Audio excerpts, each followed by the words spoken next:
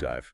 We're diving into a stack of sources you've given us, specifically focusing today on excerpts from the book The Sun King Louis XIV at Versailles, written by Nancy Mitford with input from Philip Mansell. Yeah, and this book, it really delivers. It draws on all sorts of things: letters, memoirs, contemporary accounts, and paints this, incredibly vivid picture of Louis XIV and the whole world he built around himself at Versailles. It's a fantastic way to see that era. Absolutely.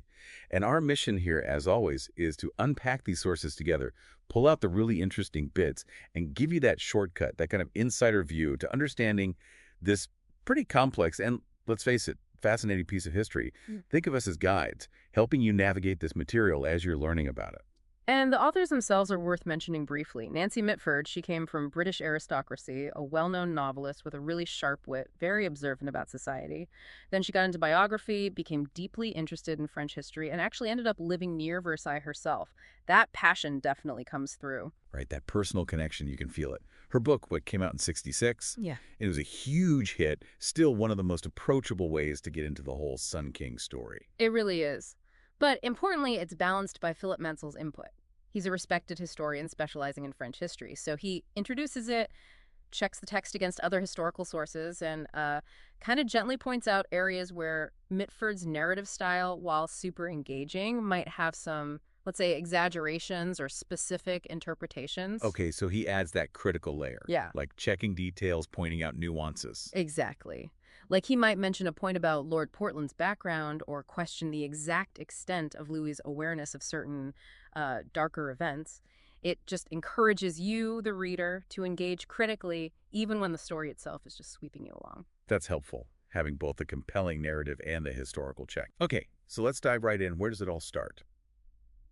The book opens with that really famous line, doesn't it? Sets a very personal tone. It does. Louis XIV fell in love with Versailles and Louisa La Valliere at the same time. Versailles was the love of his life. Yeah. It immediately grounds this massive monumental project in, well, personal passion, which is fascinating in itself. Yeah, it makes it human. But the real spark, maybe, for the sheer scale and the purpose behind Versailles seems to track back to one specific event. This was in 1661. It was a housewarming party thrown by his finance minister, Nicolas Fouquet, at his incredible new chateau, Vaux-le-Vicomte. Ah, Vaux-le-Vicomte. That party sounds legendary. Something like 6,000 guests. Giving out gifts. Exactly. I mean, just imagine. It was an absolutely staggering display of wealth, taste, power. Louis tours the place, sees the architecture, the gardens by La Notte, the fountains, the Molière play premiere, the fireworks, just everything. And the book quotes his reaction. It's this mix of genuine admiration for the artistry, but also this absolute fury at what he called Fouquet's luxe insolent et audacieux. Insolent and audacious luxury. That phrase just nails it, doesn't it? It wasn't just that Fouquet was rich. It was the sheer nerve of a minister showing off like that. Yeah. Almost like he was competing with the king. Precisely. That was the core offense. The book makes it clear that while the ostentation was bad enough, Fouquet's real crime was political. He was seriously maneuvering to become the head of government after Cardinal Mazarin died. Okay, so he wasn't just showing off his house. He was making a power play. Right. And Louis, who Fouquet maybe underestimated as this young king, well, Louis already had a firm grip and his own ideas. Fouquet was arrested very quickly after that party. Done. Imprisoned for life. So Vaux-le-Vicomte wasn't just a backdrop. It was the stage for this power struggle. Fouquet's display backfired spectacularly, and the book says this gave Louis his first idea of what Versailles might become. Yes, but the crucial difference was it would be a monument entirely dedicated to his power, the king's power, not a subject's, no matter how brilliant. It was about harnessing all that French genius, the art, the architecture, the landscape design you saw at Vaux, but making it serve the monarchy and only the monarchy. Right, taking the best and making it royal. But given that ambition, why Versailles? The book calls the choice of location mysterious, it seems. Kind of impractical. It really wasn't the obvious spot for the greatest palace in Europe. The source points out these considerable material difficulties. It was built on a sort of sandy, marshy hill, not exactly stable ground. And the water supply, that was a constant headache. Trying to feed all those fountains in an area with no major river nearby. Huge engineering challenge persisted throughout his reign. And wasn't he weirdly attached to his father's old hunting lodge there? famously stubborn about it. Absolutely dug in. His architects, Livo included, were apparently tearing their hair out, begging him, "Sire, just let us tear down this little brick and stone lodge. It's old-fashioned. Let's start fresh." But Louis absolutely refused. He insisted on building this massive new palace around it. Exactly. Wrapped the new building, the envelope around the old one. He even supposedly declared that if anything ever happened to his father's lodge, he'd have it rebuilt brick by brick. It shows this really strong personal connection to the original place. Interesting. Maybe a sentimental streak, Mhm. or wanted to visibly build on his father's legacy, Mhm. even while completely overshadowing it. The book mentions he loved a specific view there, too. Something about poplar trees. Yeah, apparently there was a specific view he cherished, a cutting through the woodlands that rolled away west towards the horizon, ending in just two poplar trees. And when his designers suggested replacing them with, grand statues, he refused. He wanted the poplars. While his courtiers are complaining there's no view or there's no town compared to the Louvre. Right. So Louis had this very personal, almost private connection to that particular spot, that landscape. The initial vision, then, it's kind of paradoxical, deeply personal, built onto this unfashionable little lodge he refused to lose, yet destined from the start for just unparalleled scale and grandeur. A monument to his reign, rooted in his personal history. So starting from that personal feeling and that jolt from Fouquet's party, how does this place transform from a hunting lodge into the absolute center of the French court? Well, what's interesting is that even as it exploded in size, becoming, as the book says, the greatest palace on earth, Louis somehow managed to keep some of that initial feel. It wasn't seen as just this cold, imposing government building. It was always Le Chateau. Not Le Palais. That distinction's important, isn't it? Very telling. Le Palais implies a grand city residence, like the Louvre. Le Chateau suggests a country house, even a grand one. And the book describes it, especially the early parts, as grand without being pompous, full of light and air and cheerfulness, a country house. That was the vibe he wanted, initially at least. So what were the first actual steps in the transformation? Was it the buildings first? Actually, no. Initially, Louis seems to have been even more focused on the gardens than the house. He took his father's basic layout and just massively expanded it, working closely with Le Notre. They added all these incredible water features and shaped these outdoor rooms using trellises, hedges, trees. They called them green rooms. Green rooms. And these were the settings for those legendary early parties. That's exactly where they happened. These outdoor spaces became the venues for bigger and bigger, more elaborate parties. The book makes a point of distinguishing them from later fêtes champêtres. These weren't rustic picnics with hay bales. Oh no. Nature was kept firmly in her place. These were like outdoor drawing rooms framed by trellises, decorated with, quote, oriental luxury. You can just imagine the buzz. Getting an invitation must have been the absolute hottest ticket. The book says this was Louis learning early on how to enslave his nobility by playing on the French love of fashion. Spot on. Get them desperate for the invitation, get them out to Versailles for the party, and you've basically got them hooked. It was brilliant social engineering, really. And the most famous early one was Les Plaisirs de l'Île Enchantée, the pleasures of the Enchanted Isle. That was in 1664. An incredible spectacle based on Ariosto's epic poem lasting a whole week, May 7th to 13th. Parades, mock battles, ballets, Molière plays, feasts, all outdoors in these garden settings. A week-long party. Yeah. But where did everyone sleep? Versailles wasn't finished yet. Ah, yes. The practical downside, the sources are quite clear. The guests, even the high nobility, had basically nowhere proper to stay.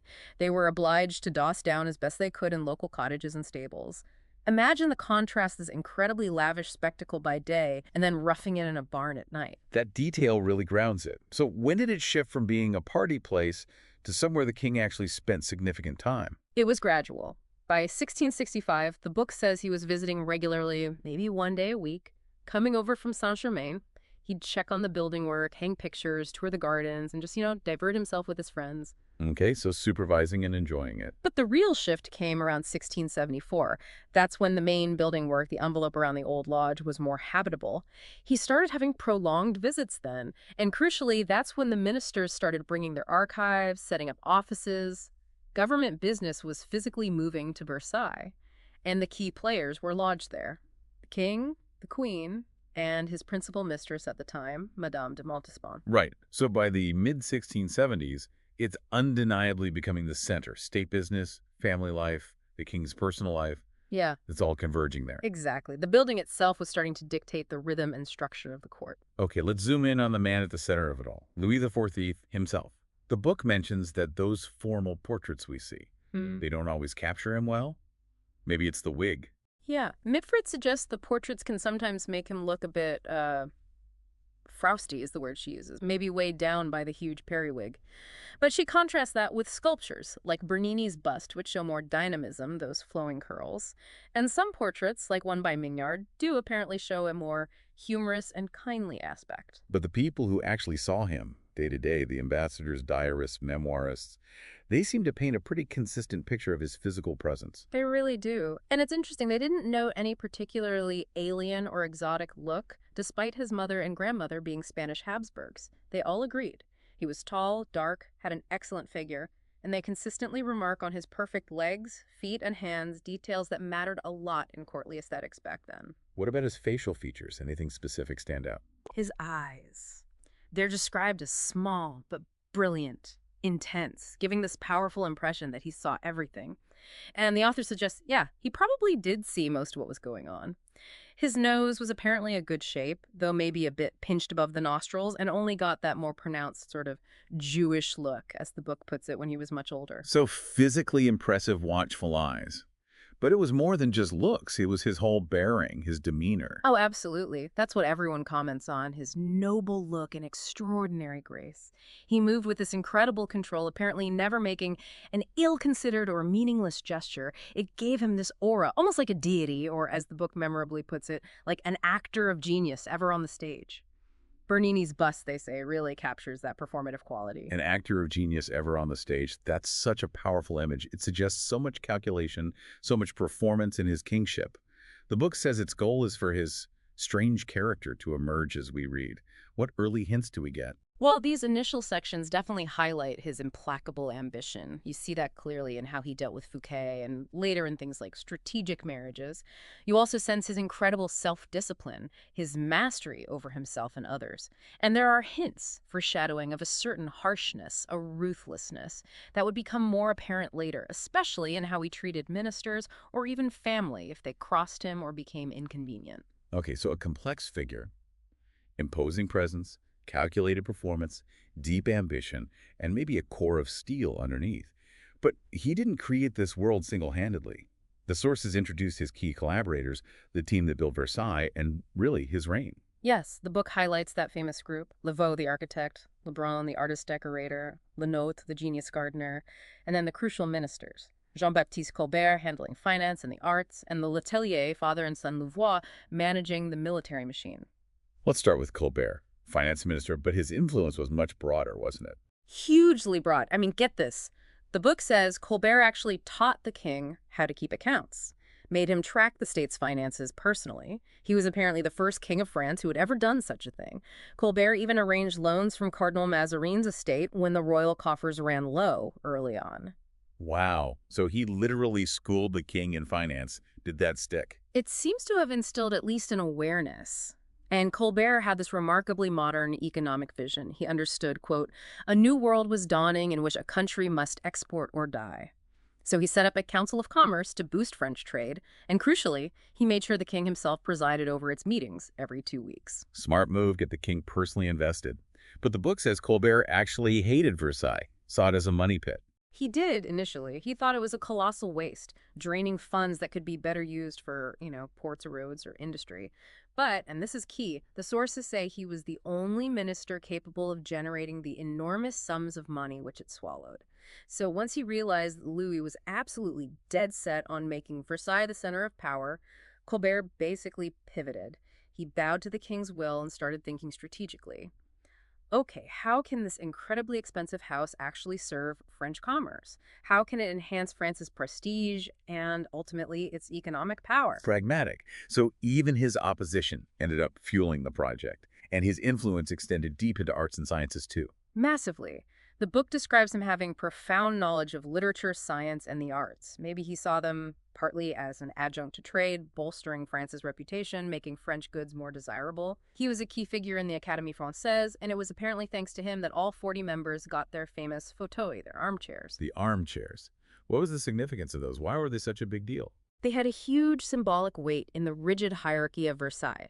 According to the source, having a fauteuil initially had almost mystical significance.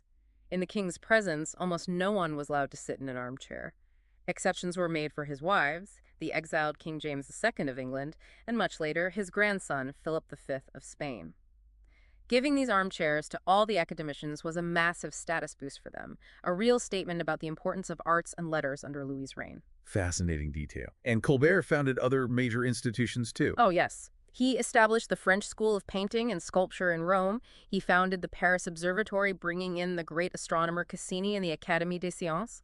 He massively expanded the Royal Library's collection. And on top of all that, as Surintendant des Bâtiments, the superintendent of buildings, he was the guy directly overseeing and managing the colossal construction works at Versailles itself. So Colbert was this incredible engine driving the economy, cultural prestige, and the physical building of Versailles. What about the military side? Letellier and his son Louvois. Their contribution was absolutely vital. They took what the book calls a disorganized mob, a French army before them, and forged it into a first-class fighting machine. This was the instrument that allowed Louis to pursue his ambitious foreign policy and fight all those wars. Louvois, the son, started working very closely with his father from a young age. Was Louvois considered a military genius himself? The source is a bit nuanced. It doesn't call him a genius and notes he winked at many abuses in the army system, problems that actually got worse over time. However, for many years, the king, who the book says thoroughly understood the art of war himself, kept Louvois well under control. But that dynamic shifted later on, as they both aged. Sadly, yes. It seems Louvois started maybe concealing things from the king. The book suggests Louis, being perfectly truthful himself, was often too much inclined to believe what he was told. This lack of full transparency from Louvois apparently had some pretty severe consequences. And the book links this directly to some of the darkest episodes of the reign. It does. It squarely places responsibility on Louvois for the two greatest scandals of the reign. First, the horrific atrocities committed against civilians during the campaigns in the Palatinate. Second, the brutal persecution of the Huguenots, the Protestants, in southwestern France through the Dragonnades, essentially forcing conversions through military occupation and violence. The book mentions a really dramatic reaction from the king when he found out about the Palatinate. Yes, it recounts the story, possibly apocryphal, but telling of Louis being so enraged he went after Louvois with the fire irons of his room, physically threatened him. However, the source also speculates that the king probably never really knew the full extent of the violence against the Protestants, especially in the more remote provinces. It suggests Louvois might have presented it differently. And after Colbert died, Louvois took over the building supervision too. Yes, after Colbert's death in 1683, Louvois became Surintendant des Bâtiments. So on top of running the wars, he was now also overseeing Versailles, a huge concentration of power. So a crucial minister for military might, but also tied to these terrible acts, possibly hiding some of the reality from the king. Okay, the last member of that core team, Charles Le Brun, the artist. Le Brun. He was the king's painter-in-chief, the artistic director, really, for Versailles. Huge influence. He ran the Gobelins factory, which produced not just the famous tapestries, but, as the book says, nearly all the furnishings for the palace. So he was like the aesthetic dictator of the whole project. Pretty much. The book describes him, perhaps a little harshly, as never more than a second-class painter when it came to standalone easel paintings, but unequivocally a decorator of genius. His control was total. He designed everything for the chateau: chairs, tables, carpets, wall panels, silverware, tapestries, even, the source specifically notes, the keyholes. Keyholes, that's just mind-blowing detail. Total design control. It really speaks to the unified, overwhelming artistic vision he imposed. He painted the massive ceiling of the Hall of Mirrors, the Galerie de Glace, and the adjoining salons of War and Peace. He decorated the facade of Marly, the king's private retreat. He designed the carvings on the prows of royal galleys, the elaborate temporary structures for the big outdoor parties. His own paintings tended towards large religious or mythological scenes, lots of allegories, lots of battle scenes. The book says he was rather indifferent to nature. So Le Brun shaped the entire look and feel of Versailles, from the grandest ceilings down to the tiniest functional details. What an incredible team effort overall. Okay, let's step inside the finished palace now. Talk about the daily life, the key spaces the sources bring alive for us. starting with the Cour de Marbre, Ah. the marble courtyard. Right, the Cour de Marbre. That's the main central courtyard right in front of the king's private apartments, the oldest part of the palace. The book calls it the business side of the chateau, the scene of comings and goings. It was also sometimes called the Cour du Louvre because access was strictly controlled. Only certain people could bring their coaches in. Exactly. Only those who held the very specific privilege of driving their coach into the main courtyard of the Louvre in Paris could do so here. We're talking princes of the blood, dukes, marshals of France, foreign ambassadors, key ministers. It signaled elite status. And later kings kept a close eye on it too, right? Louis XVI had a secret window. Louis XVI, a telescope. Yeah, it remained the central hub, a place to see who was arriving, who was leaving, who was meeting whom. A sort of nerve center you could observe. Nearby, obviously, were the royal apartments. The Queen's staircase gets mentioned, leading up to her rooms in that newer envelope part of the palace. It's specifically called Beautiful in the source. Hmm. And its location was crucial because, as the book points out, so many major royal events happened in the Queen's suite of rooms. Births, deaths, particularly of queens or dauphines. 19 royal children were apparently born in those rooms over the years. 19, wow. That really underlines their importance for the dynasty. It certainly does. The source also includes a rather interesting, maybe slightly critical, aside about Louis's own expectations for his queen, Marie-Thérèse. He apparently wanted a queen who would really shine in society, be a centerpiece of the courtly spectacle, actively engage with the courtiers, take an interest in their problems. But the book suggests Versailles never quite got that kind of queen during his reign. Implying Marie-Thérèse didn't fill that role. Well, it says that while she performed perfectly at ceremonies, she had the mentality of a child, was fond of little dogs and dwarfs, and crucially, never really learned to speak French properly, relying on Spanish her whole life. A rather poignant detail. Yeah, it paints a picture of someone perhaps a bit isolated within that glittering court. Okay, moving into the more public areas. The Grand Appartement seems to have been the absolute hub of court life. Oh, completely essential. This was that vast, interconnected suite of lavishly decorated staterooms. It was designed for the entire court to gather. The daily procession to Mass would typically start from here, and 3 evenings a week, it hosted the main court entertainment, which was simply called appartement. Appartement. And a huge part of that was gambling. The book calls Versailles ce tripot a gambling den. Huh. Yes, it seems gambling was considered absolutely vital to keep the hundreds, maybe thousands of courtiers amused and happy. And the stakes were apparently astronomical. The descriptions of the losers are incredible unless the king himself was physically present, in which case they behaved. Otherwise, they apparently howled, blasphemed, made dreadful faces, pulled out their hair, and wept. Good grief, that's quite a scene. And cheating was just accepted. Seems like it. The source says cheating was common and not specially blamed. There's even a story about Saint-François de Sales, no less, cheating at cards in his wilder youth. Only a few people were known for keeping their cool at the tables. The Comtesse de Soissons was one, and the Marquis de Dangeau another. Dangeau. He kept that famous diary, right? Yes, he was apparently the best card player in France for years, very skilled, very cool-headed, and he kept this incredibly detailed day-by-day diary of court life. The book calls it dull but reliable. Saint-Simon, who wrote the much juicier, more scandalous memoirs later, apparently despised Dangeau. Voltaire even suggested Dangeau's diary must have been written by servants because the handwriting varied so much. A bit of courtly gossip, even about the diarists. Now, in contrast to the huge public Grand Appartement, the book talks about Marly. That was different, wasn't it? More private. Right, Marly.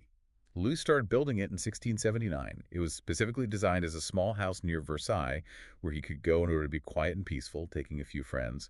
The whole point was that the etiquette there was much easier, much less formal than the rigid machine of Versailles. A royal getaway, basically. More relaxed. Exactly. The king stayed in the main central chateau, which was relatively small, and then there were 12 identical smaller pavilions set around pools and gardens for his chosen guests. Dining rules were relaxed, too. At Marly, the Dauphin and his sons, and Monsieur, the king's brother, and his son, could actually sit at the king's table, a huge privilege usually reserved only for Monsieur himself back at Versailles. And Louis really got into the gardening there. Oh, he loved it. The book says he spent the rest of his life tinkering with the gardens at Marly, constantly changing things, amusing himself by turning lakes into forests and forests into lakes. They still had entertainment balls, concerts, plays, gambling, but the whole atmosphere is meant to be more intimate, more select. Only those specifically invited by the king could go. It sounds like a needed escape valve. Yeah. The book gives us that great snapshot from Madame de Sévigné's visit in 1676. That really paints a picture of a typical Versailles day, doesn't it? Her letter is wonderful for that. She describes her day, watching the Queen's public toilet in the morning, going to Mass, watching the King and Queen eat their midday dinner in public. But the highlight for her seems to be the afternoon gathering, the appartement, starting at 3 p.m. What she describes seeing there. She captures the scene beautifully. The court of France, all assembled in these beautiful rooms. She notes it wasn't uncomfortably crowded. She sees the king chatting with Madame de Montespan, the queen sitting at her own card table with other ladies, and she mentions the casual display of wealth. 1,000 louis d'or were on the table where the queen was playing, just piles of gold coins. 1,000 louis just casually sitting there. Incredible. It really gives you that sense of everyday opulence. And Sévigné says she sat near Dangeau, the famous gambler and diarist, watching his incredible concentration as he played and won. Her letter just perfectly captures that flow, from semi-private ritual to public worship to the main social event of the day with its mix of conversation, display, and high-stakes gambling. What about the king's routine later in his reign? Did it change much? The sources detail his schedule, especially on hunting days. He loved hunting. He'd either go to an early mass before heading out or hunt after the midday dinner. In good weather, he might stay out all day. In the evenings, his time with Madame Maintenon grew steadily over the years. He'd usually have supper with the Queen around 10:30 p.m. And before Madame de Maintenon became so central, he visited Montespan. Yes, before 1691, he would typically visit Madame de Montespan after supper, staying until midnight or even later. Though the book notes, interestingly, that after their son, the Comte de Toulouse, was born, he was apparently never alone with her again, always chaperoned. On the nights a partner was held, usually 7 p.m. onwards, he'd spend about 2 hours there mingling, observing, maybe playing cards, before retiring to Madame de Maintenon's rooms. And of course, major religious holidays like Good Friday and Easter meant the whole royal family spent pretty much the entire day in church. It sounds like a life lived under incredible scrutiny, meticulously scheduled between public duties, personal passions like hunting, his relationships, and religious obligations which seem to intensify over time. Absolutely. It highlights that constant performance, that balancing act between the private man and the public embodiment of the monarchy, which was just essential to life at Versailles. Let's dive deeper now into some of the key personalities orbiting the king, starting with his brother, Monsieur Philippe, Duc d'Orléans. The sources say Louis was devoted to him, but also kind of saw him as a joke. Yeah, always known just as Monsieur. He was Louis's only sibling. The book paints his physical appearance almost as a caricature of Louis. About 3/4 his height, darker, more oriental looking is the description used, with eyes like black currants, a very different look. And his personal life was, well, famously different from the king's carefully managed image. Oh, completely. He's described flat out as one of history's most famous sodomites. But here's the fascinating part.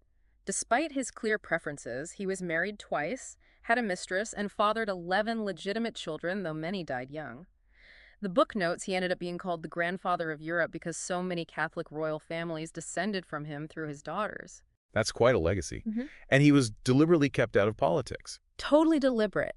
Mazarin and Anne of Austria, his mother, raised him in total ignorance of public affairs. The goal was explicitly to prevent him from developing any political ambitions that might challenge or embarrass Louis. So his interests, according to the book, lay elsewhere. Spectacular clothes and jewels, throwing lavish parties, intricate points of etiquette. He was apparently an expert on that, collecting art objects, and, well, boys. Etiquette expert, that tracks. Where did he mostly live? Did he have his own places? Yes, he loved his chateau at Saint-Cloud, just outside Paris, which the book calls perhaps the most attractive of the royal country houses. And the king also gave him the Palais Royal in Paris as his city residence. And his second wife, Lieselotte von der Pfalz, known just as Madame, she sounds like a character. A real character. The book describes her as this great blonde Teutonic tomboy. A complete contrast to her husband, the phrase used is, delicate little monsieur seemed to be his wife's wife. Their marriage apparently caused him despair initially, but he managed, supposedly by hanging holy medals around. They had 3 children, then agreed to sleep in separate bedrooms, which suited them both fine. A practical arrangement. Was she liked at court? Generally, yes. Much more than Monsieur's first wife, Henrietta of England, who was seen as a schemer. This Madame Lissalot was very down to earth. Didn't care about diamonds, she let Monsieur wear hers, wasn't bothered about fashion, basically lived in either full court dress or riding habits, had her ready wit, enjoyed hunting, and would often chat in German with the Dauphin, who was also German. The book gives a glimpse of her daily routine, too. She described it herself. Up at 9, prayers, read the Bible, dressed, received visits, read or wrote for an hour, chapel at noon, dinner, then more reading and writing until the king's supper late at night, unless there was a play. On hunting days, she was up even earlier and went to church later. Seems like a very structured, perhaps slightly solitary life for someone described as a tomboy. An ordered life. Okay, let's turn to the next generation. The Grand Dauphin, Louis XIV's only legitimate son to survive childhood. Yes, Louis de France. Always called the Grand Dauphin, and Grand Dauphin here apparently just meant tall, not necessarily great in terms of ability or character. He's described as fair-haired, handsome until he got fat later in life, and possessing a naturally good disposition. His servants supposedly adored him, but he was quite shy and reserved with the upper classes. And the book says, despite a dreadful childhood under strict tutors, his adult life was remarkably pleasant. That's the assessment. The book suggests he led perhaps the most agreeable life of any human being since the world began, which is quite a statement. Apparently, once he escaped his tutors, he barely opened a book again, just read the births, marriages, and deaths in the official gazette. But crucially, the source says he was by no means a fool. He had a philosophical outlook and was quick to notice absurdity, including his own. Did he have any interest in government, Yeah. in succeeding his father? He knew his father would never give him any real power or say in public affairs while Louis XIV was alive, so smartly perhaps, he was careful not to show the slightest interest in them. Instead, he just arranged his existence to suit himself. And what did that involve? What were his passions? His great loves were music, he patronized musicians and composers and collecting art. He had real taste and knowledge, especially for smaller precious objects, bibelots, Boule furniture, and old master paintings. He'd often slip away to Paris to visit the opera or browse curiosity shops. So he became a major collector within Versailles. A significant one. The king gave him a huge sum, 50,000 écus, for pictures when he turned 20. His private apartments, his cabinets filled with his collections, became one of the sights to see at Versailles. He even had special private rooms built, like his caveau for playing cards late at night, complete with a secret staircase leading up to his father's rooms, just so he could escape the crowds sometimes. Interesting how he created that private world within the very public palace. The book mentions his Spanish mother and grandmother, but says he turned out quite all right. A slightly odd aside. Yes, there's a strange little historical note thrown in about the Spanish kings supposedly only being able to digest human milk, which the French courtiers apparently found hilarious. A bit of anti-Spanish sentiment, perhaps. But the point is, despite this heritage, the Dauphin grew up seemingly well-adjusted given the circumstances. His marriage story is also quite something. His marriage to the Bavarian princess, Victoire. Right. Louis needed heirs, and there was a treaty obligation with Bavaria. So Colbert de Courcy was sent to check her out, with strict orders from Louis. Be completely honest about her looks, because the king didn't want the Dauphin to be repulsed. Courcy's report back is a masterpiece of diplomatic, brutal honesty. Oh, really? What did he say? He noted her sallow skin, brown stains near her temples, eyes neither large nor small, red hands, teeth fairly regular but rotten, and a nose that was bulbous at the tip, but, he carefully added, not technically a deformity. Quite the assessment. Good grief, that's not exactly a glowing report. Not at all. The king then sent a portrait painter to Troyes. The royal family saw the portrait and thought, not bad at all. But Courcy immediately sent another letter saying the portrait was absurdly flattering and reiterating basically, don't forget the fat nose. Did this make Louis want to call the whole thing off? It did. He was ready to cancel. But here's the bizarre twist. The Dauphin himself, the more he heard about how supposedly ugly she was, how fat her nose was, the more determined he became to marry her. Madame Lissalot found it very strange, guessing maybe he just desperately wanted his own household away from his tutors. He eventually persuaded his father, and the marriage happened. So, despite being considered certainly very ugly by the demanding standards of the French court, something about her or the situation appealed to him. Okay, let's move on to the king's famous mistresses. Madame de Montespan first. Athénaïs de Roche de Couart de Mortemar. a dominant figure for many years. The book describes her status symbolically as going up the queen's staircase, meaning she had privileged access to the royal apartments. She and her sister apparently received significant financial benefits too, like percentages on the meat and tobacco trades in Paris. So real financial power came with the position. Definitely perks, though the book notes her pride. She apparently never accepted jewels as gifts from the king. Instead, she'd suggest he lend her even bigger and finer ones from the crown collection. Smart move. In many ways, she functioned like a second wife, presiding over court entertainment, and she was the mother of his acknowledged illegitimate children, including his favorite, the Duc de Maine. But her time at the top didn't last forever. Her departure from court wasn't entirely her choice. Not really, no. She left in 1691. By then, Menadimen's influence was dominant. The book suggests Montespan was strongly encouraged to leave, partly by her own son, the Duc de Maine, who apparently coveted her prime apartment near the king. Maintenon also made her position increasingly untenable, particularly by arranging for her younger children to be taken away from her care. That must have been devastating for her. Apparently, it was the last straw. In a furious outburst, Athenaeus told the Bishop Bossuet to tell the king she wished to retire from court forever. The source dryly notes she was taken at her word, as perhaps she had not expected to be. The very next day, her son Dumaine was supervising the removal of her furniture. She apparently remarked, "Quick work." And she never saw Louis again. Never saw the king again. She spent her last years devoted to religion and charitable works, but was apparently plagued by intense fear of the devil and death, unable to sleep alone or even in a dark room. Saint-Simon claimed she was still perfectly beautiful at 60, but Madame Lissalot's description of her skin suggests otherwise. A rather sad decline. A dramatic fall from power. Which leads us directly to her successor, Madame de Maintenon, Françoise d'Aubigné, the woman Louis secretly married after the queen died. Yes. She also navigated that symbolic path going up the queen's staircase, eventually being granted an apartment right opposite the queen's on the king's own floor. And crucially, her relationship with Louis, unlike his previous affairs, was seen as above board, respectable, especially after their secret marriage. The book portrays her as incredibly complex, not just a pious figure. Oh, deeply complex. The description is worldly and religious, both to an unusual degree. The authors argue this shouldn't be seen as simple hypocrisy, but as a genuine complexity within her character. She constantly claimed to hate the court, to hate Versailles, despite what the book calls her long, difficult, and relentless struggle to reach the very top. She seems to have genuinely convinced herself that God had placed her there in that position of power for her own salvation. And her letters are key to understanding her. They're considered vital, witty, observant, sometimes compared to Madame de Sévigné's.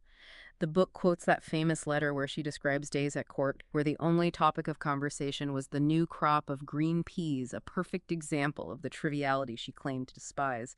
Yet she also wrote letters expressing real sadness and horror at court life, calling Versailles the world, a place where all passions are at work.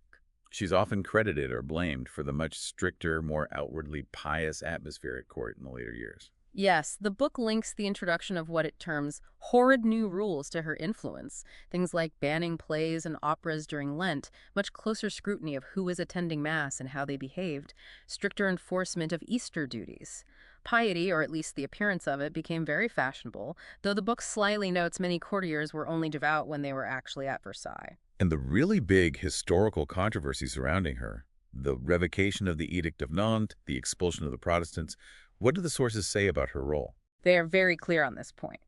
While she is often blamed, the book states this is never by responsible writers. It points out that Voltaire, even before her letters became widely known, understood she wasn't the driving force. And when her letters were published, they confirmed it. They show she actually reproved the excesses committed by Louvois against the Protestants right from the start. So she disagreed with the harsh methods. She disagreed with the forced conversions and the brutality. However, the book argues she was ultimately too cowardly to speak up to the king forcefully about it. It suggests Louis himself was very likely kept in the dark about the true extent of the horrors happening in the provinces under the Dragonnades, perhaps believing it was mostly peaceful conversions mixed with punishing criminals. And Maintenon's rationale for not speaking up more. According to a letter she wrote to Fenelon, she groaned over the Protestant suffering, but was terrified that if she pushed too hard, her enemies at court would immediately accuse her of being a secret Protestant sympathizer. That would destroy her influence, her position she'd fought so hard for, and her ability to do any good, as she saw it. She noted the king already thought her too tender on the issue. The book stresses she didn't believe in forced conversion and even kept unconverted Protestants in her own household who were left alone. That really adds a layer of complexity. Fear and self-preservation playing a huge role. It also touches on her loyalty, or lack thereof. Yes, the book makes a pointed observation that she was never loyal to her friends if this was likely to make difficulties for her with him, the king.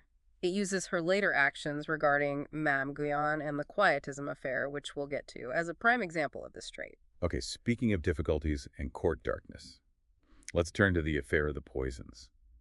This was a massive scandal that reached right into the heart of Versailles, wasn't it? Huge and deeply unsettling. The story really starts with La Reynie, the chief of police in Paris. He'd already dealt with the notorious Marquise de Brinvilliers poisoning case a few years earlier. Now, he was getting reports from priests hearing confessions about murders by poison. He sensed something widespread and sinister was going on, but struggled to get concrete proof. And then a chance encounter broke it open. A dinner party. Exactly, pure chance. A young lawyer happens to have dinner with a woman named Madame Vigoureux, described as clearly scum of the earth. Also at the dinner is a fortune-teller, midwife, abortionist type named Madame Boss.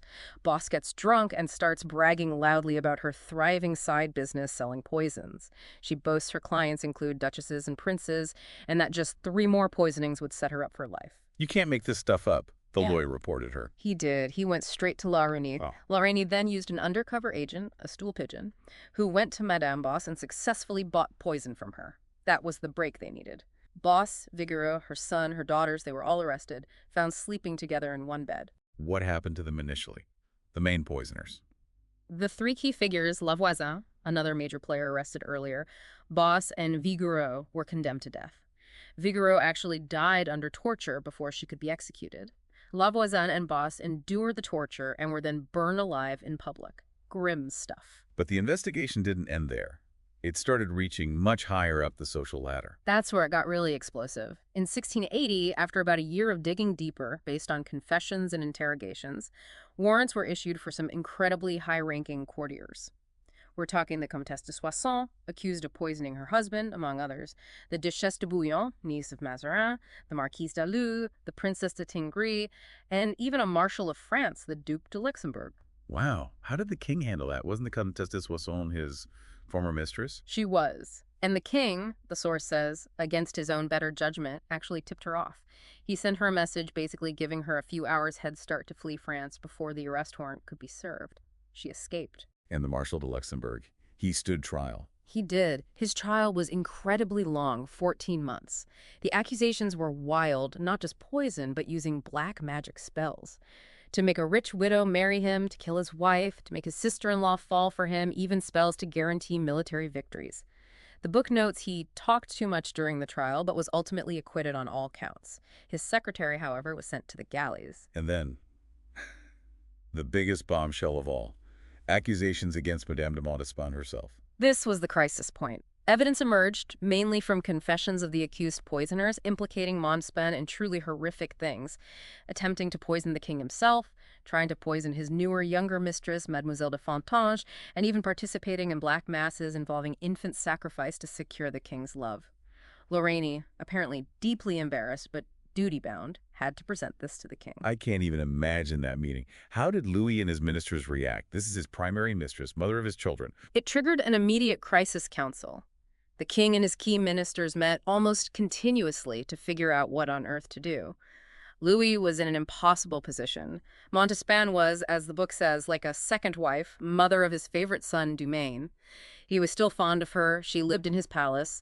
There was absolute no question of her appearing before the public tribunal. It would brand her forevermore and expose the monarchy to devastating ridicule and scandal, especially the sordid details about love potions and black magic. So the decision was cover-up. Essentially, yes. The council, supported by the ministers, decided the investigation concerning Montespan had to stop. The relevant sections of the dossiers were to be burned. Protect the king, protect the monarchy's image. But La Reynie, the police chief who uncovered it all, he disagreed. He stood completely alone against this decision. He argued passionately that the plague of poisoning in France had to be stamped out root and branch. Stopping now, he said, was unjust. Different punishment for the same crimes would tarnish the king's glory and dishonor his justice. He also pointed out crucially that the suppressed dossier contained evidence that might actually exonerate some of the other, less powerful prisoners still awaiting trial. So they reached some kind of compromise or partial compromise? Yes, sort of. The king agreed the trials of other accused people could proceed, but only if every single piece of evidence related to Madame de Montespan was rigorously suppressed. Lorraine bitterly called this a travesty of justice because the evidence was so interconnected. Removing Montespan's name often meant removing context vital for others' cases. So what happened to all the remaining prisoners implicated in the wider network? Lorraine, seeing the main investigation was being shut down, proposed using lettres de cachet. Those infamous sealed orders from the king, meaning imprisonment without trial. Exactly. The result, as the book sums it up, was that 147 people, most of whom seemed guilty of truly atrocious crimes and likely faced torture and burning if convicted, were instead simply imprisoned indefinitely. But the flip side was, the few who might have been innocent never got the chance to clear their names and were also locked away for life. Infamous poisoners and sacrilegious priests ended up benefiting from this solution. A deeply pragmatic and deeply unjust end to the public scandal.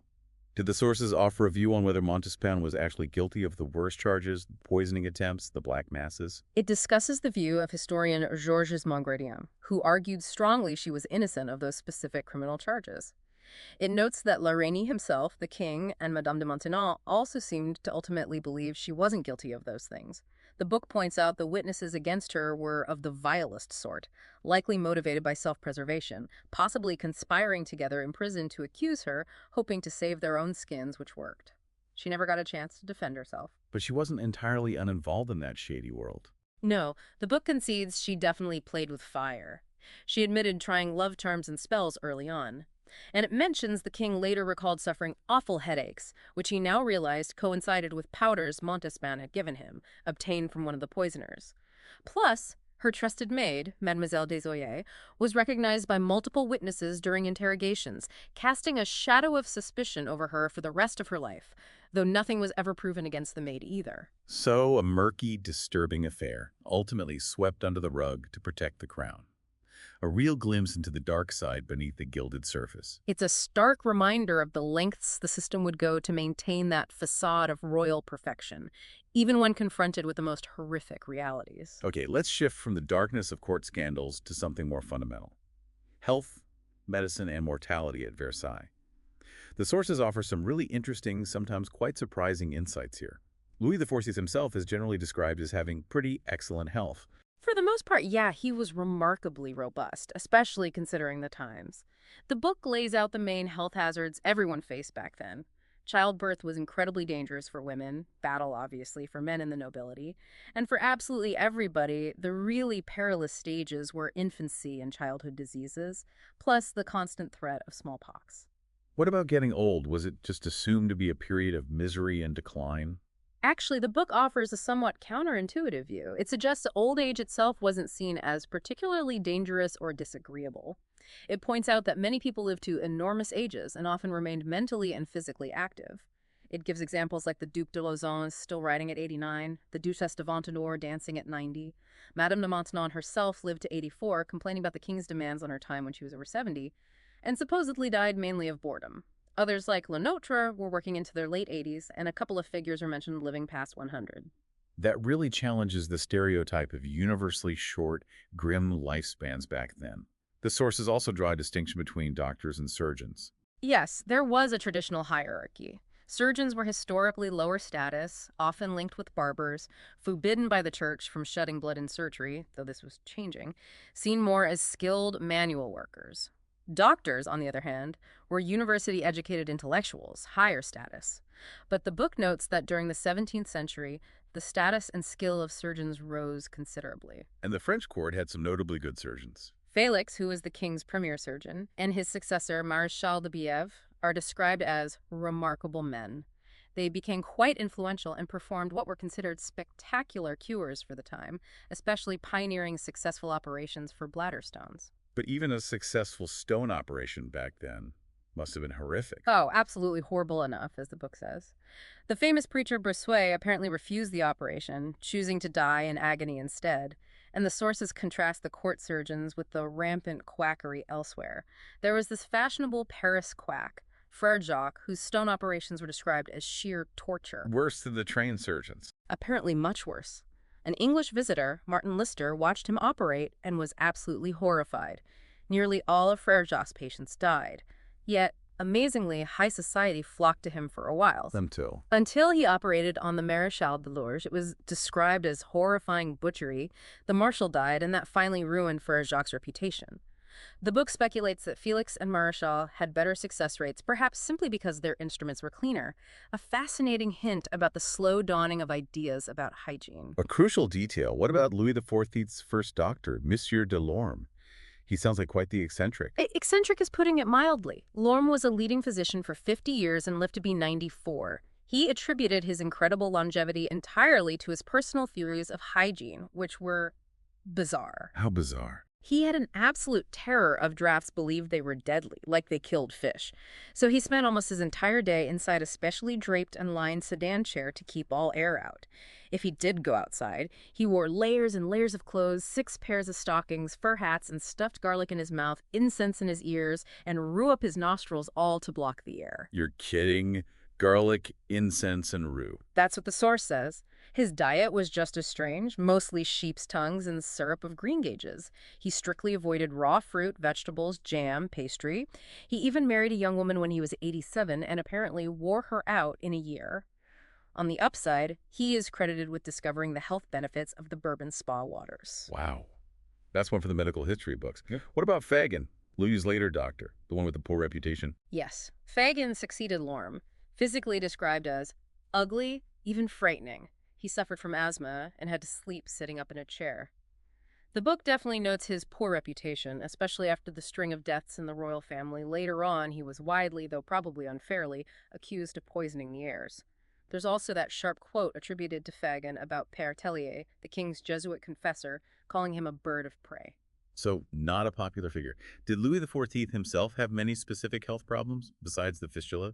He had serious trouble with his teeth later in life. Apparently, part of his upper jawbone had to be removed after multiple extractions, which caused him difficulty chewing and sometimes meant food or drunk could come out his nose. Ouch. He also suffered from gout, which could be debilitating. And he endured a regular, very strong monthly purge, a laxative regimen that apparently worked 6 or 7 times and kept him confined to his rooms on those days. Standard medical practice then, but sounds awful. Yet despite all this, he wasn't generally seen as sickly until his final illness. Which makes his decision to undergo that fistula operation in 1686 even more remarkable. It wasn't a minor thing. Not at all. A huge deal. He'd been suffering from an anal fistula for months, a painful tunnel connecting the bowel to the skin. The book suggests this likely explained his notable bad temper during the past year or so. It was a notoriously difficult condition. Cardinal Richelieu had died partly from complications of one decades earlier. Surgeons were wary. So how did they prepare? Did Felix just go for it? No, Felix was incredibly careful. He spent months preparing. First, he tested various non-surgical treatments on poor men sent to the spa at Barège. When those failed, he shifted focus to surgery. He practiced the operation repeatedly on patients in Paris hospitals, developing and refining a special new instrument designed specifically to minimize pain during the cutting. Meticulous preparation. And the king's reaction after the first operation, that's the stuff of legend, isn't it? His stoicism. Yeah. Absolutely legendary. The first operation was November 18th, 7 a.m., described as severe. He was clearly in agony afterwards, sweating profusely, but he insisted on holding his regular council meeting that very evening. The next day, he made sure to receive ambassadors, specifically to show everyone he wasn't dying or incapacitated, even though the book says the pain altered his face so that he was unrecognizable. Incredible self-control. Just amazing dedication to the performance of kingship. He seemed to be recovering well at first, even heard singing to himself, which was taken as a good sign. But then things weren't quite right. The healing wasn't progressing perfectly. Felix had to perform 2 more procedures in early December, essentially recutting or adjusting things to ensure it healed correctly. The third operation sounds like it was the worst. December 10th. Described as long, serious, and infinitely more terrible than the first, Madame de Maintenon wrote that the king suffered for 6 hours as much as if he had been broken on the wheel. That comparison just gives you a chilling sense of the sheer agony involved in surgery back then, even the most advanced. Broken on the wheel. Horrifying, but he pulled through, made a full recovery. He did. The book says he was much better next day. suffered significant pain for about another week, and then made a complete recovery. It was a huge surgical triumph for Felix, a massive relief for the court, and cemented Felix's already high status. It really brings home the physical vulnerability, even to the Sun King. Mm. Okay, let's move on to Saint-Cyr. This school, founded by Madame de Maintenon, it seems to have become incredibly important to her and part of the later court scene. Very much so. Saint-Cyr was her big personal project. It was a school specifically for girls from poor but noble families. The entrance requirements were really strict. You needed proof of 4 generations of nobility on your father's side. The candidates were personally chosen by the king, based on pedigrees verified by the royal genealogist Dozier. The book calls them Daughters of Warriors. Daughters of Warriors. And there was a direct link between the school and the king's wars. In a rather unique way, yes. Before Louis set off on his military campaigns, he and his generals would often visit Saint-Cyr. They would essentially pray together with these young girls, worshiping the god of battles, asking for success. The girls were officially told to pray for peace, but everyone understood that in the context of Louis's France, praying for peace effectively meant praying for French victory. That's a fascinating blend of piety and military ambition. And the king apparently took a keen interest even in the details, like the girls' uniforms. He did. He was very clear they should not look like nuns. He wanted plenty of white muslin and ribbons. Madame de Maintenon's maid even modeled different uniform options for him. They ended up with a brown wool dress lined with fur or cotton, depending on the season, with different colored ribbons on the apron signifying which form the girl was in. They were encouraged to look after their appearance. Beauty is a gift from God. Style their hair nicely. Wear a pretty veil, not a severe nun's coif. The teachers, the dames, wore a similar dress but no apron and a gold cross with a quote from the playwright Racine on it. Racine again. What was the education actually like there? What did they learn? It was surprisingly broad for girls' education at the time. History, geography, literature, music, drawing, dancing, manners, and of course, religion. And significantly, theater was part of the curriculum. They put on plays. And the king was a frequent visitor. He enjoyed spending time there? Very frequent, especially in the early years. The book suggests he was actually more relaxed and natural with the Saint-Cyr girls than he often was with his own family. He'd listen to lessons, observe them, get a sense of their personalities, who was happy, who was sad, who was maybe a bit rebellious. Madame de Maintenon was incredibly hands-on, initially spending 2 out of every 3 days there, involved in everything from supervising hairbrushing to planning meals. The king would sometimes join her for evening prayers, home climbing in the chapel, and then walk her back to her apartment at Versailles. It sounds quite idyllic initially, but the book says Saint-Cyr later became a source of worry and controversy. It did, and the theater part played a big role in that, leading to a major connection with Racine. Racine was very much in favor at court, then gentleman in ordinary, read his work to the king. Louis apparently liked his handsome, rubicund, jolly face. Racine, along with Boileau, was also appointed as one of the king's official historiographers. But Racine had those Jansenist connections from his youth. Strong connections. He was raised at the Jansenist stronghold of Port Royal, where his aunt was a nun. After a scare during the affair of the poisons, he was briefly worried he might be implicated somehow. He turned much more seriously to religion. He famously gave up writing secular plays, married a very devout woman who knew nothing about theater, and became increasingly involved with Jansenism again. He still did work for the king, writing inscriptions for medals, things like that, and divided his time between Versailles, Port Royal, and Paris. And then Madame de Maintenon asked him to write a play for Saint-Cyr. Yes, specifically for the girls to perform. She wanted something religious, uplifting. He wrote Esther, based on the biblical story, and it was performed for the king and a very select audience at Saint-Cyr in 1689. Select audience meaning? Very select. The book describes this unique piece of etiquette. A stick was literally placed across the door, and it was only lowered for those guests who had received a personal invitation directly from the king himself. Madame de Sévigné got in, and her letter about it is famous. She was totally charmed, describes talking happily with the king, Maintenon, Bossuet. Racine was apparently covered in glory, praying for humility afterwards. But the reaction wasn't all positive. It caused a stir. It definitely caused a stir. The book mentions irreverent joking started immediately. Satirical verses circulated around Paris, identifying the biblical characters with figures at court. Ahasuerus, the powerful king in the play, was obviously meant to be Louis XIV. Esther, the virtuous wife replacing the disgraced Vashti, was seen as Maintenon triumphing over the disgraced Montespan, Athenas. Madame de Lafayette wrote a scathing critique, calling the play sycophantic flattery designed to crush Athenes, and criticizing the folly of keeping all these pretty girls performing so close to the Versailles gallants. Public opinion was generally quite shocked at the idea of aristocratic young ladies appearing on a stage, even a private one. So the educational theater idea kind of backfired, created unwanted gossip and scandal, and then came an even bigger controversy centered on Saint-Cyr, quietism. Yes, this was a major religious and political storm. It started with Madame Guyon, a mystic who promoted a doctrine of passive contemplation, of loving God directly and completely, bypassing more formal rituals, a form of quietism. Her ideas really took hold among some of the dames, the teachers, at Saint-Cyr, especially one Madame de la Maisonfort, who became radiantly happy following Guyon's teachings. And Madame de Menon was initially supportive. Very much so, at first. She was charmed by Guyon, grateful for the apparent spiritual awakening among her dames. She even gave Guyon a room at the convent, a sort of exclusive little set formed around Guyon and her ideas. Others felt left out, maybe mocked the doctrine slightly. Guyon's followers developed certain affectations, like skipping sermons because they felt it disturbed their direct connection to God. But Maintenon herself initially approved of the core message: love God without reserve.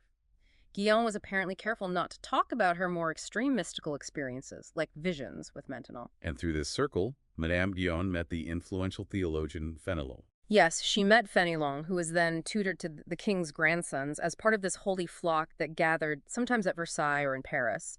Figures like the Duc de Beauvilliers, the Duc de Chevreuse, Maintenon herself. Saint-Simon had that famous phrase about their meeting: leur sublime s'amalgama, their sublime natures fused. Guyon felt this intense spiritual connection to Fénelon. He, in turn, was deeply drawn to her ideas, seeing them as a possible path for overcoming self-love and achieving union with God. A powerful spiritual connection. But when Guyon published her ideas, it triggered opposition. Exactly. Her books, Les Tarons and the Moyen Court, the short and easy method of prayer, started circulating more widely. This alerted more orthodox theologians like the powerful Bishop Bossuet and eventually Rome. They suspected theological error, specifically links to the condemned quietist ideas of Molinos, which touched on complex issues of grace, free will, and passivity before God. The Bishop of Chartres, who had ecclesiastical oversight of Saint-Cyr, launched an investigation into what was happening at the school. And he warned Maintenon it was dangerous stuff. He did. He told her flat out there was a dangerous atmosphere building at Saint-Cyr thanks to Guyon's influence, and that she absolutely had to get rid of Madame Guyon. Maintenon's reaction was incredibly swift and dramatic. What did she do? According to the book, she reached into her apron pocket where she kept her copy of Guyon's book, L'Espérance, pulled it out, threw it straight into the fireplace, and immediately forbade Madame Guyon from ever setting foot in Saint-Cyr again. Just like that. Cut her off completely. Wow. That's a total reversal from her initial support. Yeah. Why the sudden change? Why do the sources speculate, right? They do. One view, mentioned by Abbé Bremond, is potential jealousy. Perhaps she resented the intense spiritual bond between Guyon and Fénelon. But the book seems to lean more towards Maintenon's inherent pragmatism and self-preservation. She likely foresaw the enormous scandal and trouble a major religious controversy involving Fénelon and the king's grandson's tutor would cause at court. She knew it could threaten her own position with the king. And, as the book noted earlier about her loyalty, she was never loyal to her friends if this was likely to make difficulties for her with him. Sacrificing Guyon was a safe move. So the bishop tried to stamp out quietism at the school, but it lingered. He lectured the dames in 1693, trying to correct the perceived errors, but it seems it just went underground. Madame de la Maisonfort became a secret apostle, smuggling and copying Guyon's letters. Some of the forbidden books were hidden away when Maintenon demanded them back. And Fénelon got caught up in the fallout. His fate was tied to this. Deeply tied. Fénelon refused to condemn Madame Guyon or her core teachings outright. He felt she was being unfairly treated and wrote a sharp letter to Maintenon, basically reproaching her for how she handled it and for not consulting him. Maintenon, already wary of him and now furious about the letter, decided he had to go. So she engineered his removal from court. She persuaded the king, who seems to have been mostly annoyed by Fénelon's letter and probably didn't grasp all the theological nuances, to appoint Fénelon to the very prestigious but distant Archbishopric of Cambrai up near the border. Both Maintenon and the king likely saw it as a convenient way to get him out of Versailles. Fenelon was consecrated archbishop, ironically, at Saint-Cyr's chapel in 1695 by his theological opponent Bossuet. The king's grandsons were there, Maintenon was there, but Madame Guyon and her followers among the dames were pointedly absent. How did the whole quietism thing finally get resolved at Saint-Cyr itself? Well, Madame de Maintenon fell ill shortly after Fenelon's departure, which worried the king deeply. The Bishop of Chartres intervened, smoothed things over, and persuaded the king to restore Maintenon fully to his confidence. Then the king himself paid a formal state visit to Saint-Cyr. He gathered all the dames and the schoolgirls, addressed them directly, explaining his actions were necessary to protect them from dangerous ideas, but then chatted kindly with them. After that display of royal authority and reconciliation, the book says quietism was extinguished forever at the school. And Saint-Cyr became more of a personal retreat for Maintenon after that. It seems so. It became her retreat and a tomb, as the book puts it. The dames became her utterly devoted followers, her adoring slaves. It's also noted that Maintenon carefully destroyed many other documents related to the whole affair before her death, perhaps ensuring her preferred version of events, preserved in the Saint-Cyr archives, would be the dominant one. It really reveals so much about her calculation, her control over her image and legacy. Absolutely. Her personal project became deeply entangled in these major theological battles and court power struggles, really highlighting her unique position and her rather ruthless methods for survival. Let's shift now to the latter part of the reign, which was marked by some immense challenges and crises, starting with the Spanish succession.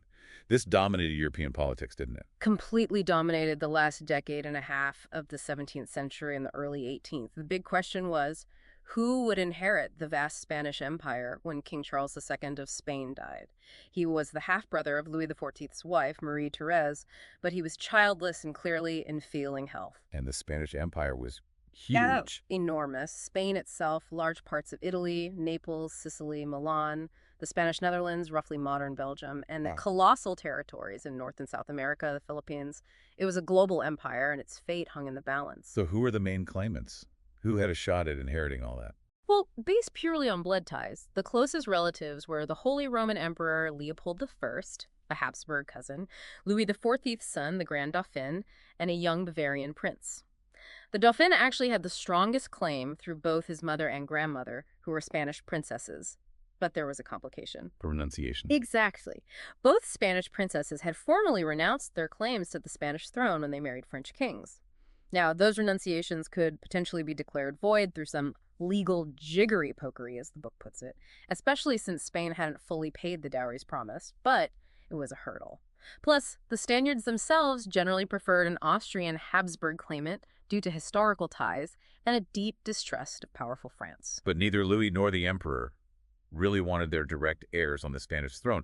That would create a superpower bloc. Right. That would upset the balance of power in Europe completely. So both Louis and Leopold pushed the claims for younger members of their families, cadets. Leopold backed his second son, the Archduke Charles. Louis backed his second grandson, Philippe, the Duc d'Anjou. The whole situation sounds like a powder keg. Risk of a massive European war. Huge risk. And Louis XIV, having already exhausted Europe and France with nearly 25 years of intermittent warfare, genuinely wanted to avoid another major conflict if possible. So there were intense diplomatic efforts to try and settle the succession issue before Charles II died through negotiation. The partition treaties. Yes, there were attempts to divide the Spanish inheritance peacefully. A first treaty failed because the agreed-upon heir, the young Bavarian prince, unexpectedly died. Then Louis negotiated a second treaty, mainly with William III of England and Holland. What did that second treaty propose? It proposed carving up the empire. Austria, Archduke Charles, would get Spain itself, the Netherlands, and the overseas colonies in the Americas. France, Duc d'Anjou, would get the Spanish territories in Italy, Naples, Sicily, Milan. The book calls this a moderate arrangement and suggests it shows Louis really dreaded another conflict. But it failed too, mainly because Emperor Leopold refused to agree, demanding the entire inheritance for his son. So diplomacy failed. And then Charles II of Spain finally died in 1700. He died at the relatively young age of 36. The book describes him as simple-minded, perhaps, but not an idiot. He was apparently acutely aware that the great powers were plotting to carve up his empire after his death, and he resented it deeply. He reasoned that France, despite being a rival, was militarily stronger and therefore a better potential ally to keep his empire intact. There was a personal element too, wasn't there? His first wife. Yes, he had deeply loved his first wife, Marie-Louise d'Orléans, who was Monsieur's daughter, Louis XIV's niece. He was devastated by her early death. His second wife, a German princess, was strongly pro-Austrian and ruled him quite strictly. But towards the end, Charles apparently rebelled against her influence, held secret talks, even visited his beloved first wife's tomb. The Pope, who was pro-French at the time, also advised him to favor the French claimant. So what did his final will actually say? In a stunning move, Charles II left his entire undivided empire to Louis XIV's grandson, the Duc d'Anjou, with a crucial condition. If Louis XIV refused to accept the whole inheritance for Anjou, perhaps fearing war, the offer would immediately pass to the Austrian claimant, Archduke Charles. A messenger was literally waiting to ride to Vienna if the French refused. Wow. That was a massive gamble and a huge potential win for France. An absolute triumph for French diplomacy, as the book calls it. Much of the credit went to the French ambassador in Madrid at the time, the Marquis d'Harcourt. Harcourt played his cards well. Brilliantly, it seems. He overcame huge obstacles with charm and intelligence. He maintained a magnificent embassy, entertained lavishly, won over key Spanish grandees, the clergy, even Charles II's pro-Austrian queen eventually.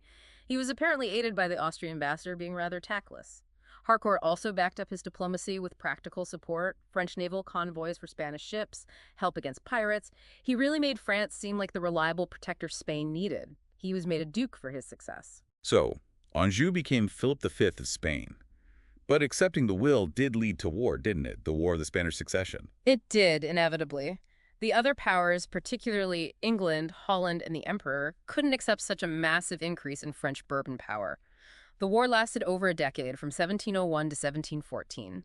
The sources touch on the later stages, noting a slight turn in France's favor after Louis made a courageous decision not to capitulate during a low point in 1709. Things started looking up for France eventually. A bit. They managed to get crucial bullion shipments from the New World to finance the war. Public opinion in England began to turn against the costly, seemingly endless conflict. There was a sense of, why are we killing ourselves for these two princes?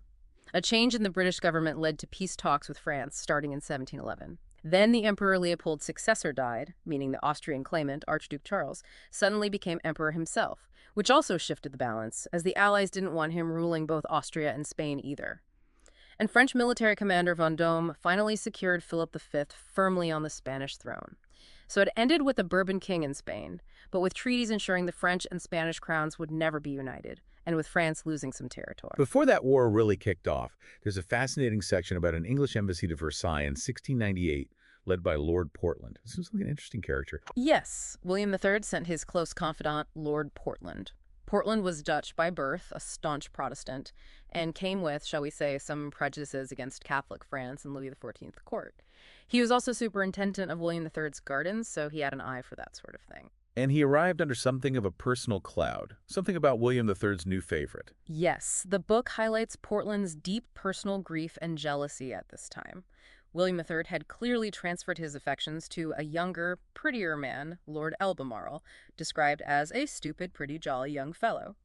Portland was heartbroken, writing anguished letters back to William about being replaced, seeing William kiss Albemarle's hands. It was clearly tearing him up personally, even as he undertook this major diplomatic mission. Did he actually try to talk to Louis XIV about William's relationships? Apparently, he tried to broach the sensitive subject of William's male favorites, perhaps seeking sympathy or advice, but Louis XIV, ever the diplomat, politely but firmly cut him off. Not a topic for discussion between monarchs, essentially. So what were Portland's impressions of Versailles itself? Was he impressed? His official reports back to William suggest he found it grand and incredibly expensive. But he seemed reluctant to admit liking it very much. He actually praised some of the smaller royal houses more, calling Meudon the best laid out. And his garden viewing was ruined by the weather. Terrible luck. The weather was abominable, freezing cold during his visit, so he missed seeing the famous gardens and flowers in their prime. He sniffed that the famous Versailles orange trees weren't as good as the ones back in Holland anyway. Huh. Professional jealousy, perhaps. Did he get any special privileges? He did get one significant favor. He was allowed to see Marly, the king's private retreat, which apparently no other foreign envoy had been permitted to visit before. A sign of respect. Did he hunt with the king? He hunted with the Dauphin and with Madame Lasalette. but not with the king's main hunt, because the exiled King James II of England was often present, and Portland, representing William III, who had deposed James, was specifically asked to stay away on those days to avoid awkwardness. Tricky diplomatic tightrope. What about other observations? Practical things. He had trouble getting hold of French fruit trees he wanted to take back. He thought Le Notre, the great gardener, who was very old by then, might be persuaded to design something for Windsor Castle. He looked for a good French huntsman to hire. He found French furniture generally too fussy and over-decorated for his taste. He also noted the incredibly high cost of living in Paris and suspected French state finances weren't as sound as they appeared, despite the king having a large cash hoard. And he had a run-in with the famous French etiquette. Oh, yes. He faced what the book calls ferocious etiquette, but apparently handled it well overall. There was one specific, quite funny incident involving his coachman during his formal state entry into Paris. The state entry itself must have been quite a spectacle. Huge crowds turned out in Paris. The book quotes someone shouting, "This is worth seeing, the solemn entry of a king," meaning William III, represented by Portland. "We have been burning on this bridge for years." A sign of the complex feelings towards William. Okay, so the coachman incident, what happened? Portland arrived at the Hôtel des Ambassadeurs, the official residence for envoys. The king's lord-in-waiting received him with full honors. Then the Marquis de Villesurf arrived, representing the Duchesse de Bourgogne. The French official in charge of protocol, the introducteur des ambassadeurs, M. de Bonneuil, then insisted that Portland's English coachman get down from his driving box and wait inside the vestibule, which was the French custom. But Portland refused. Flatly refused. Said the English custom was for the coachman to remain on the box. It became a standoff. Bonneuil insisted Portland wouldn't budge. Eventually, the Marquis de Villesurf, the higher-ranking visitor, gave way and entered without the full protocol being observed regarding the coachman. Portland later wrote he thought the demand was rather too much, a tiny battle of national customs. William III must have been pleased with his firmness. William commended his firmness on etiquette, unless, William added wryly, it was directed against William himself. But he quickly told Portland to stop worrying about coachmen and focus on the crucial issue, the Spanish succession. Despite the etiquette clashes and Portland's personal bloom, did he get along with Louis XIV personally? Surprisingly, yes. The book notes Portland saw the king frequently during his embassy, and they evidently enjoyed each other's company, despite Portland's professed distrust of the French king in his letters. They even had a running joke about the Duke of Savoy. Portland seems to have been quite gratified by his personal success at the French court. What about Madame de Maintenon? Did he meet her? William III actually asked Portland to try and meet her, recognizing her influence. But she refused. She was a staunch friend of the exiled King James II as his wife and wouldn't receive the envoy of the man who had overthrown them.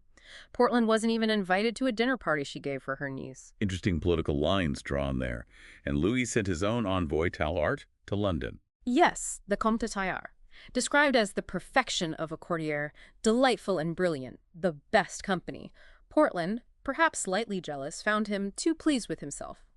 William III showed Tallard great courtesy, even sending his royal yacht to collect him. Tallard apparently became a huge success in London society, his embassy outshining all others. A final glimpse of court life comes from a dinner Monsieur gave for Portland at St. Cloud. Yes, a grand dinner on April 22nd. The book lists the high-profile guests, details the precise seating arrangement around the horseshoe table, the luxurious food, and highlights Monsieur's brand-new, incredibly ornate, silver-gilt tutu de table, a massive table centerpiece which was the talk of the court. A perfect snapshot of the opulence and formality, even at Monsieur's supposedly more relaxed residence. Okay, let's move into the truly tragic final years of the reign, dominated by the succession crisis. The deaths that came so thick and fast. Before it all went wrong, the succession seemed secure, right? Absolutely secure, everyone assumed. For 50 years, France had expected the Grand Dauphin to succeed his father, Louis XIV. By the early 1700s, the king was in his 70s, the Dauphin was in his 50s and seemed perfectly healthy. Rock solid. And the next generation looks strong, too. Very strong. The Dauphin's eldest son and heir was the Duc de Bourgogne. Bourgogne himself already had two young sons, the Duc de Breton and the Duc d'Anjou, plus two younger brothers, the Duc d'Anjou, who became King of Spain, and the Duc de Berry.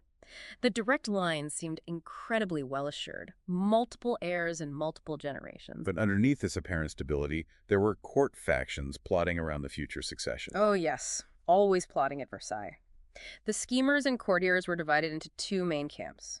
Those backing the current Dauphin, focusing on the immediate future when he would become king, and those backing his son, the Duc de Bourgogne, looking towards the present through Bourgogne's influential wife, Marie Adelaide, and the more distant future. Bourgogne seemed like the better investment to many. The Dauphin and Bourgogne apparently disliked each other too. What was the Dauphin's life like in these later years? He lived mostly at Meudon. Yes, he kept his own court, mostly at his chateau at Meudon near Versailles. It was described as a curiously enclosed world, hard for outsiders to penetrate. His main companions were his morganatic wife, Mademoiselle de Chouan, and her two half-sisters. The Dauphin himself remained taciturn, even with his intimates. Did he ever try to assert himself politically? There's one interesting note. He apparently once dared to raise the deeply unpopular topic of the suffering of the peasants with his father, the king, and was immediately snubbed for his trouble. But his own servants remained devoted to him. His wife, Mademoiselle de Chouan, occupied a strange position. How so? She wasn't acknowledged as his wife publicly. Not really. She had no interest in politics, dressed poorly, didn't even have her own carriage. She used public hackney cabs. She slept in the state bedroom at Meudon, but had to disappear into a closet when the king visited. Yet she was apparently on good terms with Madame de Maintenon. The book calls them two sultanas, ruling their respective kings. But Maintenon privately despised the Meudon set and feared Mademoiselle de Chouan's influence might supplant her own with the next generation via the Duc de Bourgogne's sister-in-law, Madame la Duchesse. Complex dynamics. And then, in 1711, the unexpected happened. The Dauphin got sick. Yes, April 1711. He fell ill with smallpox while at Meudon. Initially, it seemed like a mild case. He even appeared to be recovering. And Saint-Simon recorded that incredibly dark, cynical conversation about his recovery. Yes, Saint-Simon recounts talking to the Duchesse d'Orléans, Monsieur's daughter, known for her sharp tongue and jealousy of her sister who was close to the Dauphin. She apparently said in her distinctive, funny, languishing family voice that it was bad luck the Dauphin seemed to be getting better. She blamed the wretched doctors and said she'd hoped for a nice apoplexy to carry him off instead.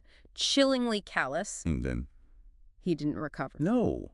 His heart suddenly gave out, likely strained by the illness and the standard medical treatments of bleeding and purging. He died very quickly, just moments after receiving absolution. The assumed heir, for 50 years, was gone. What was the reaction like at Versailles when the news arrived? The book describes a scene of controlled chaos and varied grief. The Dauphin's daughter-in-law, Marie Adelaide, Duchesse de Bourgogne, rushed towards the carriage to go to Meudon, but Maintenon stopped her, warning they were all infectious. Marie Adelaide found her husband, Bourgogne, now the Dauphin, and his brother, Berry, sitting awkwardly amidst the crowd. Berry was weeping openly. Bourgogne was pale, shaken, whispering intently with his wife. The Duc d'Orléans, son of Monsieur, was crying a genuine show of grief for his cousin. Madame Liselotte was apparently howling, dressed bizarrely. The Duc de Beauvilliers, Bourgogne's former tutor and a famously stoic figure, remained impassive. This vigil lasted from midnight until 7 a.m., a long, tense night. Even after this shock, the king's harshness continued.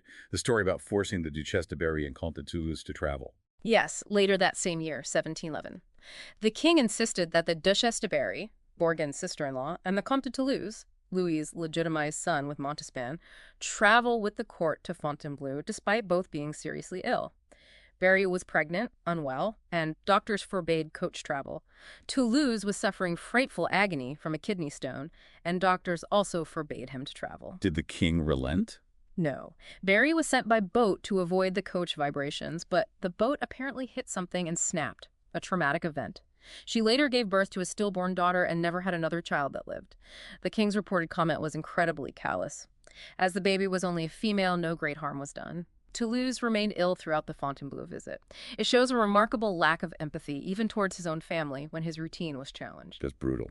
And then came 1712, the year of horrors. An absolutely devastating year for the succession. First, the new Dauphine, Marie Adelaide, Duchesse de Bourgogne, returned from Marly feeling ill. It turned out to be measles, or possibly smallpox again. She died very suddenly on February 12th. She had apparently matured a lot, become a devoted wife to Bourgogne, who stayed loyally by her side.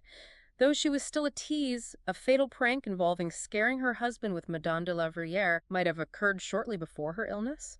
The king was utterly devastated by her death, reportedly saying all was lost. And her husband, the Duc de Bourgogne, the new Dauphin. He fell ill with the same symptoms just days later on February 18th.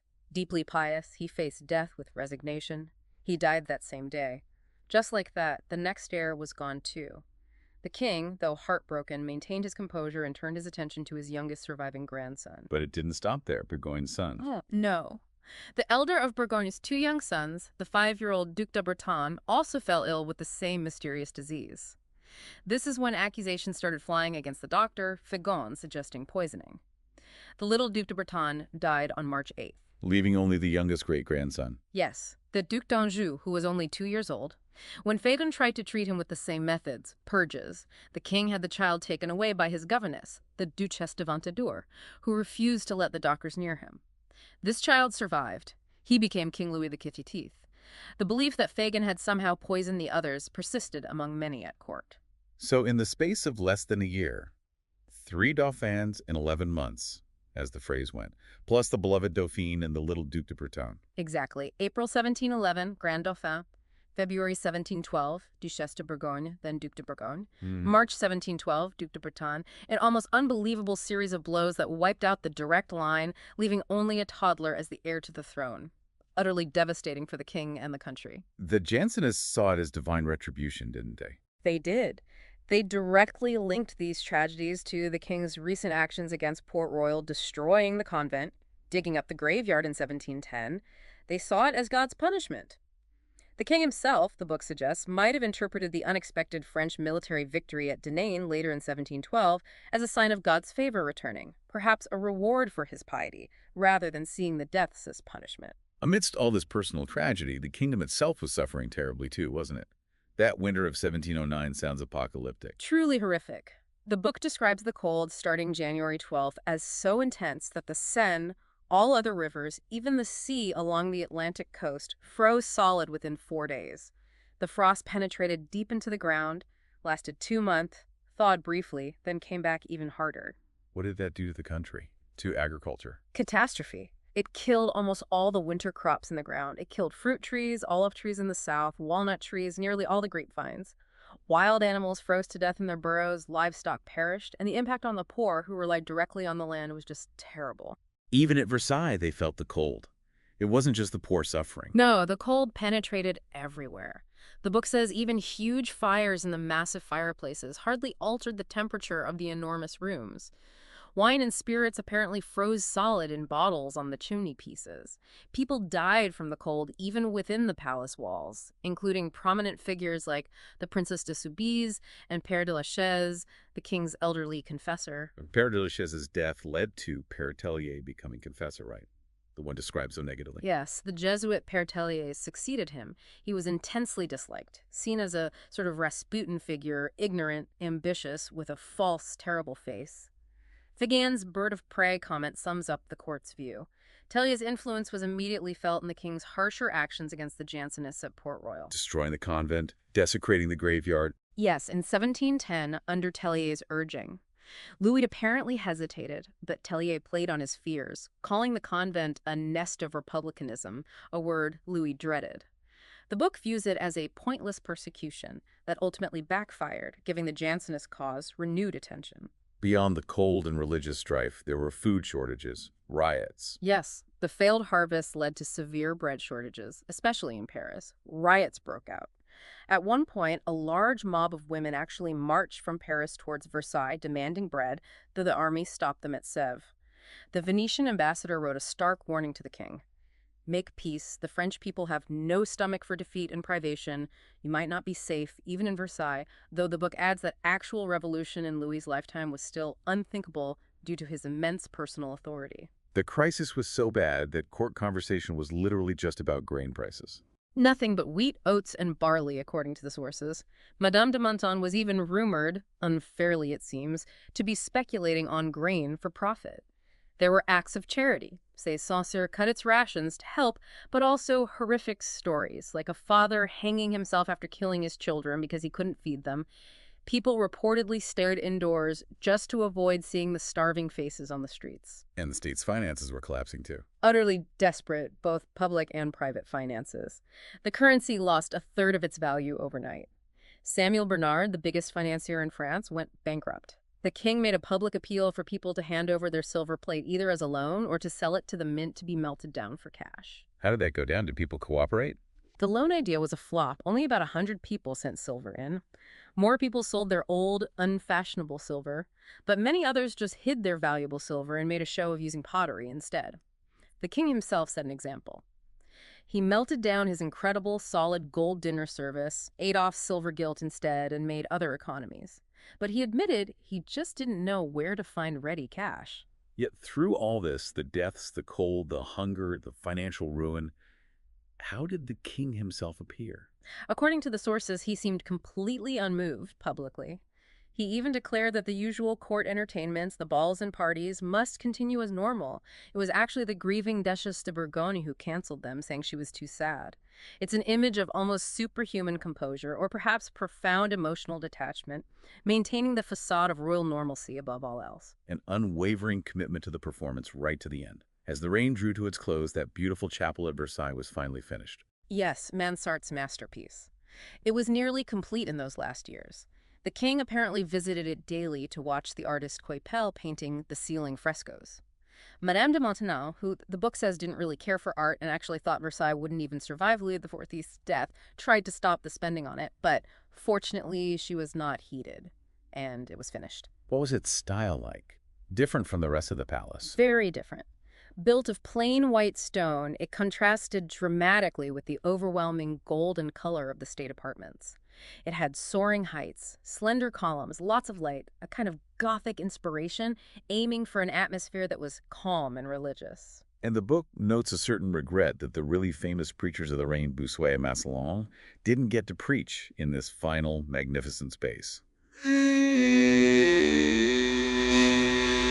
Right. Their most famous sermons were delivered in earlier, often temporary chapels within the palace or elsewhere. The book does share a couple of lighter anecdotes from those earlier sermons, the king frowning at some ladies giggling during a sermon, only to laugh himself when the joke was whispered to him. Another time arriving for a sermon and finding only 3 people in the congregation. So this serene, beautiful chapel really only served the very last sad years of his life. Exactly. Only for the 5 sad last years, as the book puts it. The author suggests it's a fitting place to end a tour of Versailles and express a hope that the king, amidst all his final trials and bereavements, found some comfort there. And the end itself, his death. The sources just briefly mention his final illness, gangrene, setting in, and note his characteristic composure and piety as he faced death, which came at Versailles in September 1715 after a reign of 72 years. Wow. We've covered an incredible amount of ground today, guided by these sources. From that first spark of an idea for Versailles, through the absolute height of its glamour and power, the scandals, the tragedies, right up to the challenges, and the final moments of the Sun King himself. It's really striking how these excerpts open up the sheer scope of his reign and the world he created.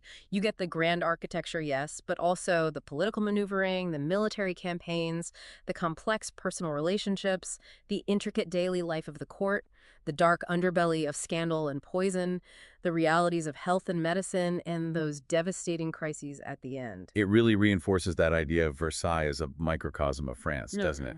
This contained world where ministers, diplomats, artists, gardeners, doctors, mistresses, family members, everyone was interacting, sometimes subtly manipulating the king, even while bowing and scraping. Absolutely. And you constantly see that blend of the magnificent and the mundane, the noble ideals and the scandalous behavior, the public spectacle playing out against intense private dramas. It's all there. So as you, our listeners, reflect on this deep dive, drawing on Mitford and Mansell's work, what aspects really stood out or surprised you? What's your main takeaway about Louis XIV or about life at his court? Does it make you want to ask more questions about this period? For me, the sources leave such a powerful impression of this monarch who didn't just rule his kingdom, but literally built a universe around himself, using art, architecture, etiquette, ceremony, everything to project this image of absolute, almost divine power. Yet underneath it all, he remained intensely human, subject to passion, love, grief, physical pain, and the immense pressures of his time. Thank you so much for joining us on this deep dive into Louis XIV and Versailles, exploring these rich source materials. It's such a fascinating period, just packed with incredible detail and really compelling human stories. And maybe a final thought to leave you with, something to chew on. How did one person actually manage to create, sustain, and dominate such a complex, theatrical, and often deeply contradictory world for more than 70 years? Or perhaps thinking about that intense mixture of breathtaking grandeur and moments of real harshness and suffering we've seen. What does the world Louis XIV built at Versailles ultimately tell us about the nature of power itself, then and maybe even now? We certainly hope this exploration has sparked your interest to continue discovering more about this incredible era.